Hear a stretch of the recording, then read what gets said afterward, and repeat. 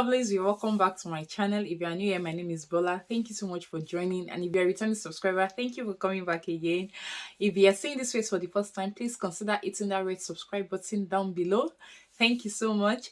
Today, guys, I have come to talk to us about finances, money, money, money, money, money. And yeah, what are the best ways to save money in the United Kingdom? And the best way to manage finances in the United Kingdom, especially for nurses. We know that we are like some of part of the least income earners in the United Kingdom against what the public thinks. So I have come to give you ideas on what you can do to save those extra little pounds in the United Kingdom, and get some extra cash. If that is something you're interested in knowing more about, please keep watching. Don't go anywhere. You have to know how much you're earning. So when I say you have to know how much you're earning, that means you need to look through your pay slips.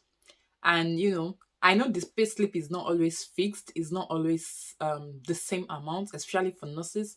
It depends on the number of hours you have worked, it depends on the extra time you have done, or the extra work you have done. Maybe you've worked on a weekend, or you've worked night shifts, and you could get enhancements that can make your income vary depending on what your roster is like. So you have to know your pay slips, and do your mathematics ahead before the money comes in. That is the best thing you want to do.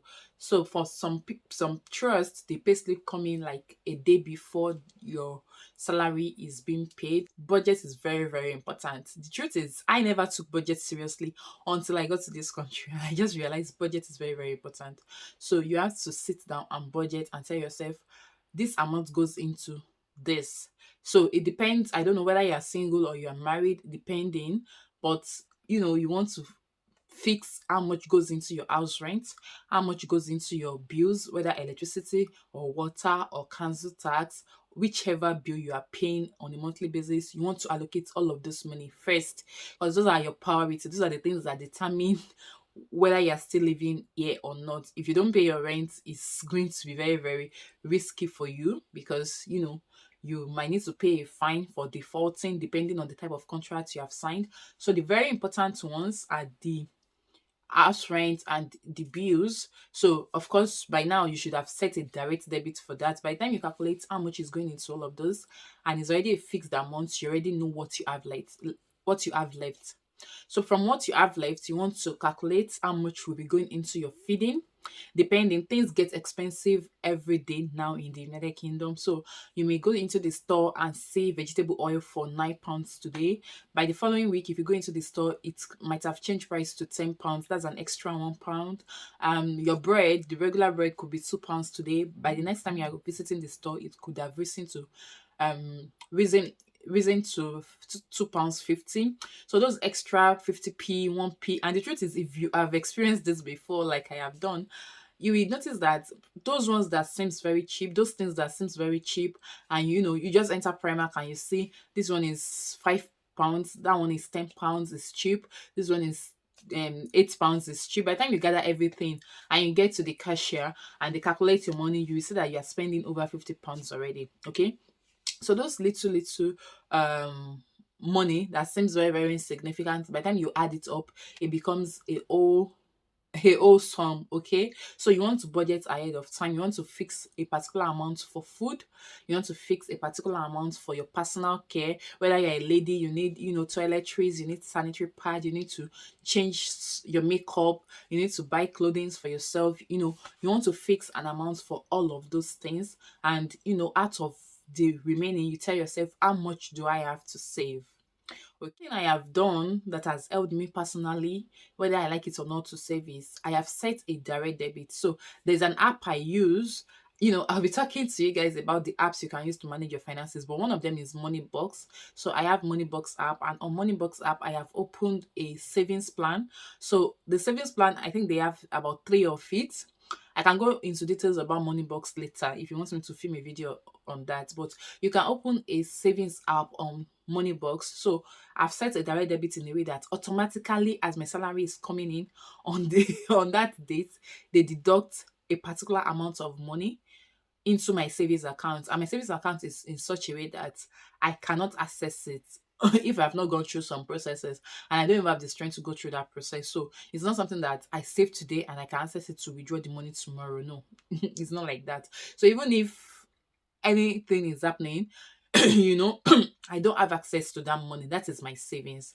And when it comes to savings, you want to have different kind of savings. You want to have savings for emergency, just in case something comes up and you need money urgently. You can easily, go into that and withdraw. I have a savings account in my Barclays bank. Naturally, if you're opening a bank account in the UK for those banks, those physical banks like Barclays, Lloyds, HSBC, and Halifax and all those banks, naturally they will advise you to open a current account so that you can use it for your salary, account. So aside from that, you cannot open a savings account on the same app using the same bank.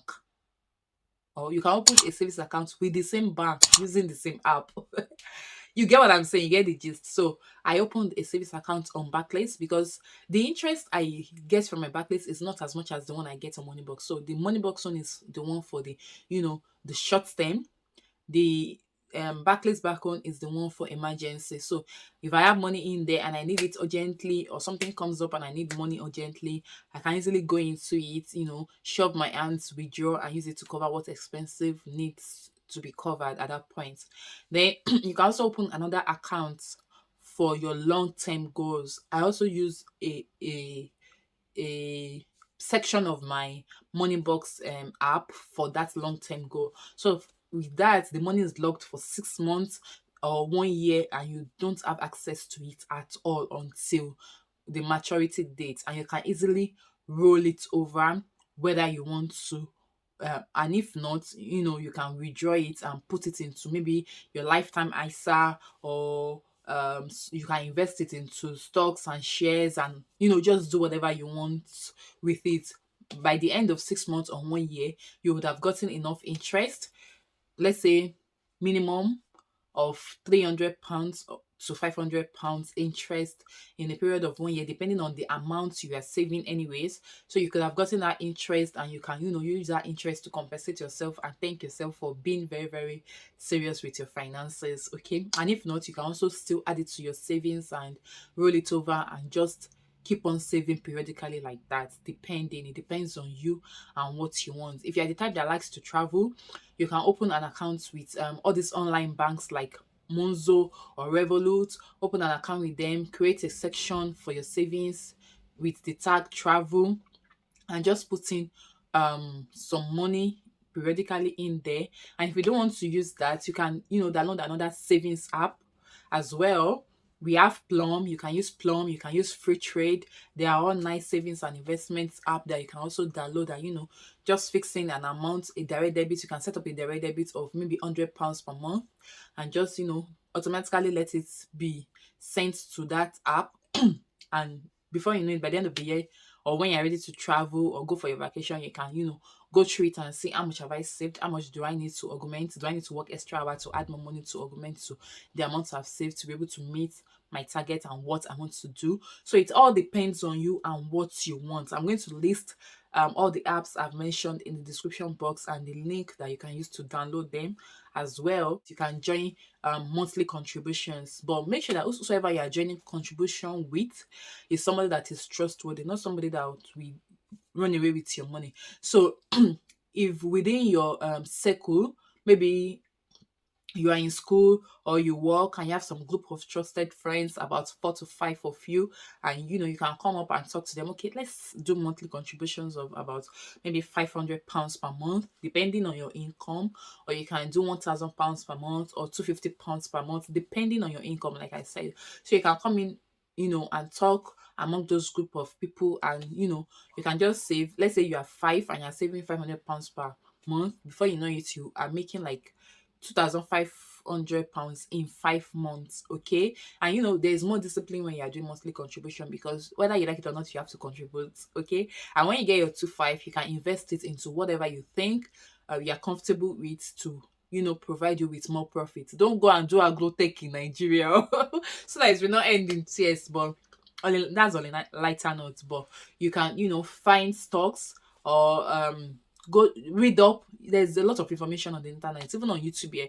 You can check, browse for videos on savings in the UK. You can download the Vanguard app. There are a lot. I'm not a financial special I'm not a finance specialist or finance consultant. Okay, I'm not a money consultant, but I'm just sharing ideas from what has worked for me so far in the past year, and hopefully it can work for you, or you are confused on what to do or how to handle your finances and you need an idea. This is me just sharing that idea, and you can build on it and develop it, and decide what you want to do. Okay, so find out investment apps or savings app.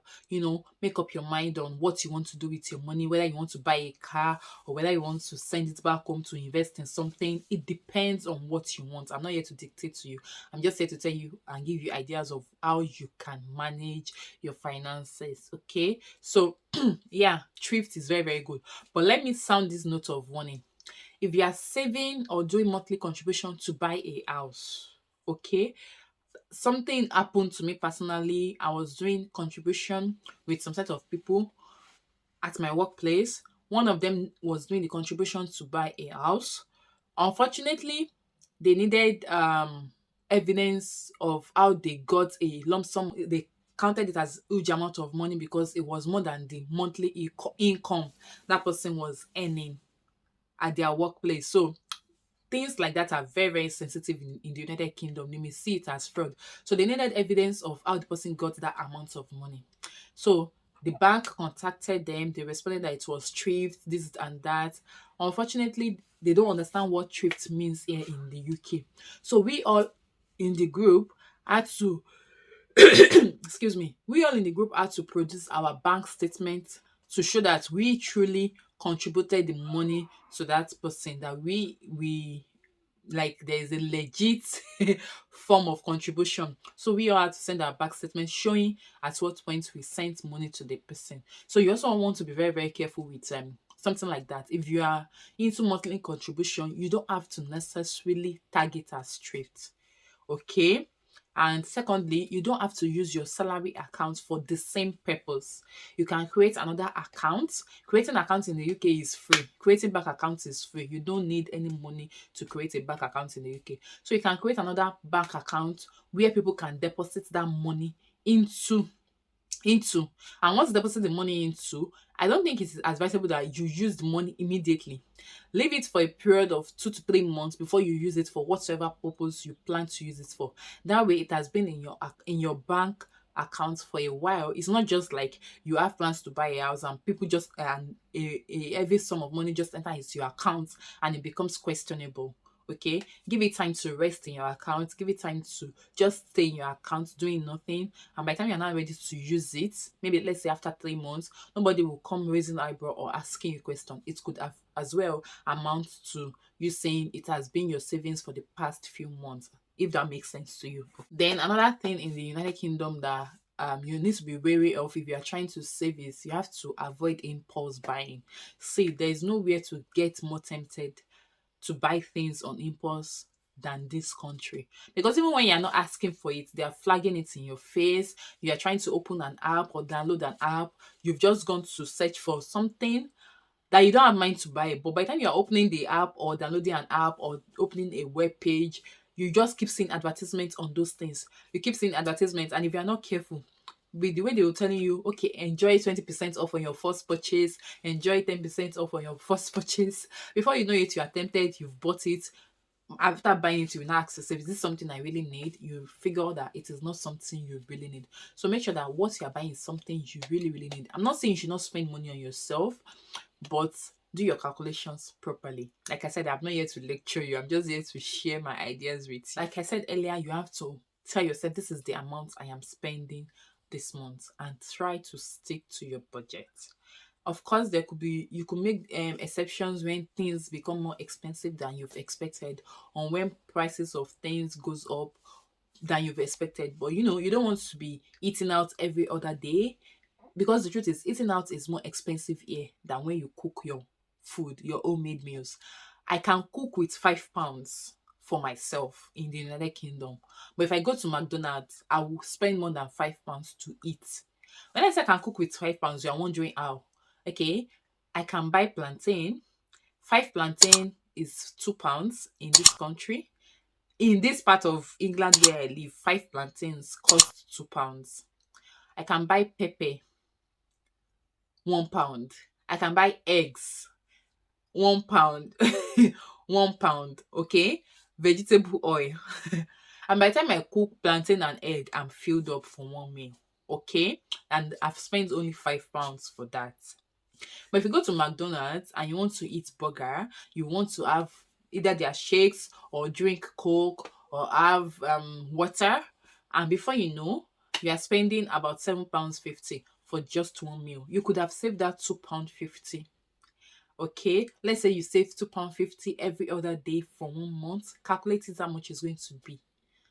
All right. So I'm not here to tell you how to spend your money, but I'm just giving you an idea of how to save, because the way the UK has been structured, if you've been here for a while, the way UK is structured, you cannot just build wealth on salary.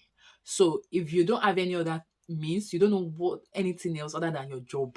You don't have a second also, you don't have a side also, it's just your job and you're trying to save. These are the little things that will help you to save some money. Then another way to save money is the beauty of this country. You can return unwanted items. So let's say that you've bought something from the store, you got some while you're in the store, the thing was, blinking and winking and calling your name, saying buy me, buy me, buy me. You couldn't resist it, you've bought it.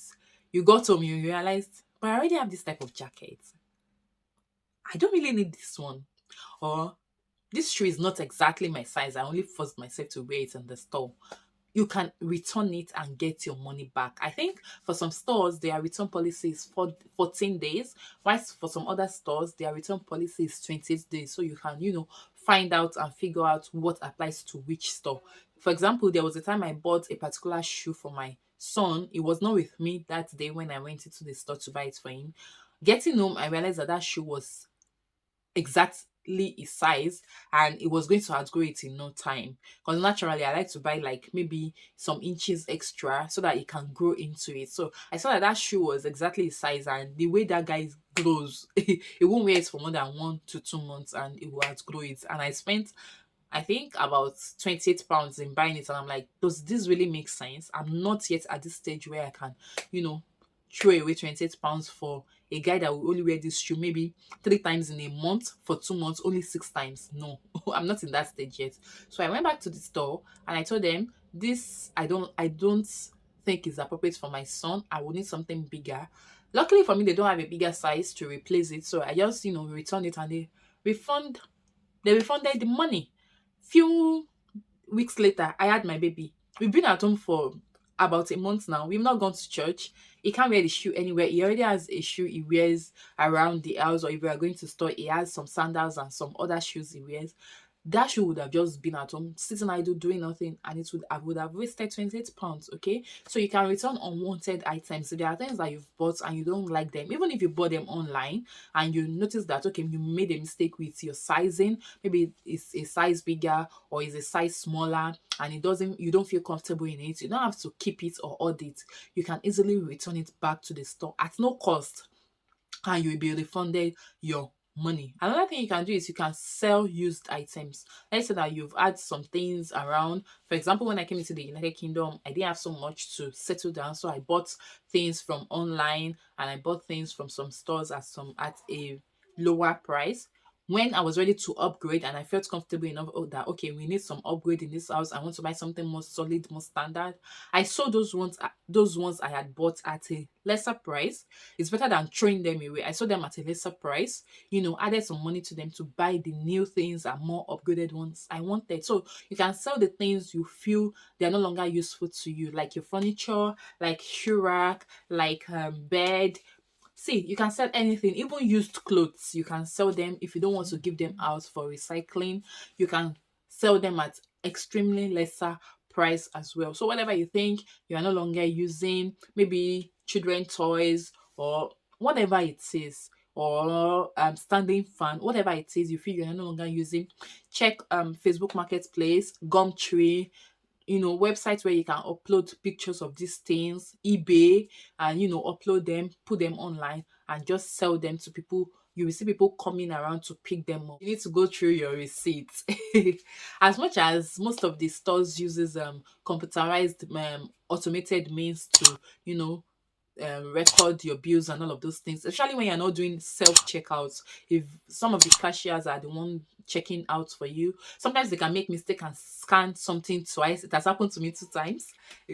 Okay, so I checked through my receipt and I saw that no, this is an extra £14, or no, this is an extra £60, and I'm like, what, £60?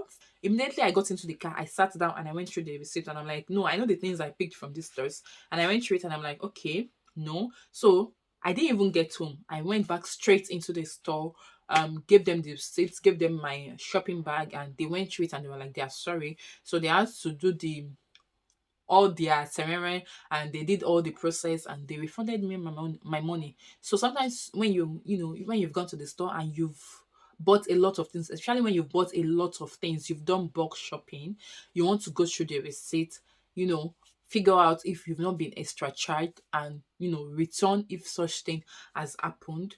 Go back there, let them go through it as well, and they'll give you your refund. That way you are saving money. Okay, when I made the mistake, and it was so painful because I spent extra £45 to remedy my mistake. Before you buy anything in the United Kingdom, for those of you who are taking unfurnished houses, before you buy anything, measure your space. Measure the space where you plan to fix whatever it is you are buying.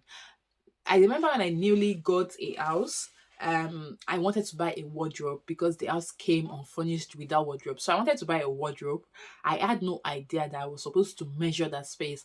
I just guessed in my head that, oh, this wardrobe looks like it will be big enough for this kind of space. So I bought it. When they brought the wardrobe was extremely bigger than the space available. So I had to contact the furniture company that, oh, I'm so sorry, the wardrobe is bigger than the space available. They asked me to pay for pickup. So they coming back to pick up the wardrobe, I had to pay £45 because I bought it online. The furniture company is not anywhere close to my area. They are in Manchester and I'm here in Basingstoke. That's like how many hours difference? So I had to pay £45 for pickup. So they came to pick up before they refunded my money. So I wasted that £45. Like I dashed it out. So before you buy anything, whether you're buying a furniture or you're buying a TV set, whatever it is you are buying that has measurements, make sure you measure the space available for that thing before you place an order, or before you make your purchase, so that in case that space is not big enough, you can look for something that is more fitting into that space to buy. Okay, so you could buy a smaller wardrobe into the space. You could buy a smaller office desk that will fit into your space, into what is available, because you always something of different sizes, of different shapes in the United Kingdom if you are trying to purchase. So make sure you do your proper measurements. That is everything I have for you guys on saving tips in the UK. If you're trying to save money, if you're trying to cut your cost, and just live within your means and not be overly if that is something you are trying to build on. I hope all of these tips I have shared has really been helpful. I hope you find them helpful. Okay, let me know if you do by hitting that like button down below, and do well to share with your friends and your families. They can learn one or two new things as well. Okay, if you are if you have watched the video up to this point and you are yet to subscribe to my channel, why? Please hit the red subscribe button down below. Thank you. I really appreciate that. It means that my time and my investment is highly appreciated by you as well. Thank you so much. I'll catch you guys in my next video. Till then, stay safe and stay blessed. Bye.